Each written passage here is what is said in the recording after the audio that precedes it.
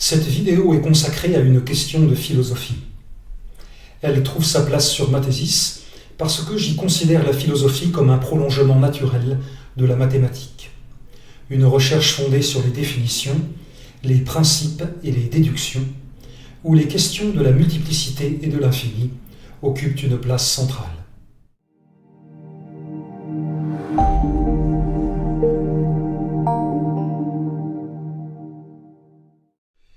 Bonjour et bienvenue à vous qui savez l'importance de la philosophie.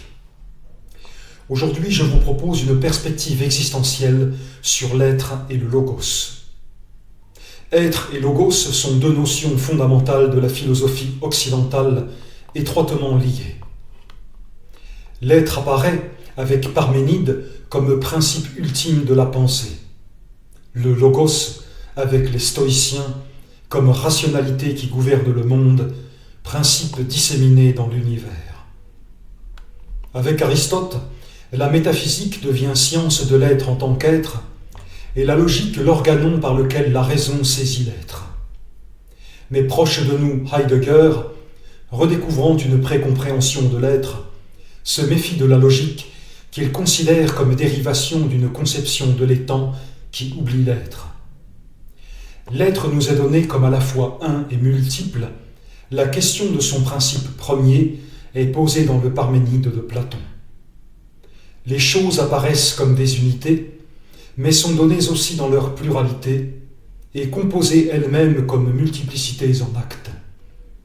Ainsi, l'un et le multiple sont les deux principes premiers de l'être. Mais l'être ne nous est donné qu'à travers les étangs, c'est-à-dire les choses qui sont, dans leur multiplicité et dans leur forme. Et ces choses, qui deviennent pour nous des objets, nous apparaissent comme des structures. Autrement dit, nous n'accédons pas à l'être dans sa nudité, mais à travers des multiplicités d'objets et de relations.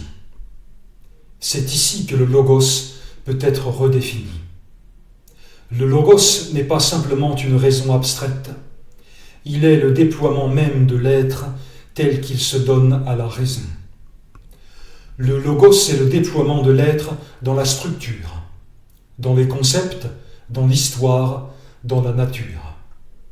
Il est donc médiation entre l'être en soi qui nous échappe et la raison qui l'appréhende dans les conditions de l'existence humaine.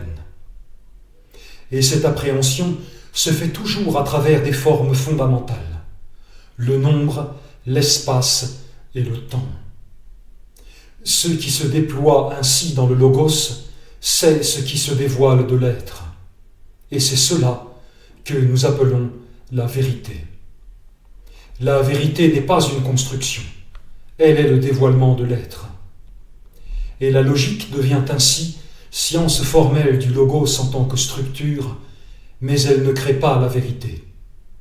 Elle dégage les conditions de la connaissance qui est une juste appréhension de l'être. Mais dans ce déploiement du logos, une chose apparaît. C'est l'infinité de l'être qui se rend manifeste dans les formes finies de la raison. Ainsi, la vérité repose sur un principe infini, et la raison elle-même doit alors reconnaître sa propre finitude.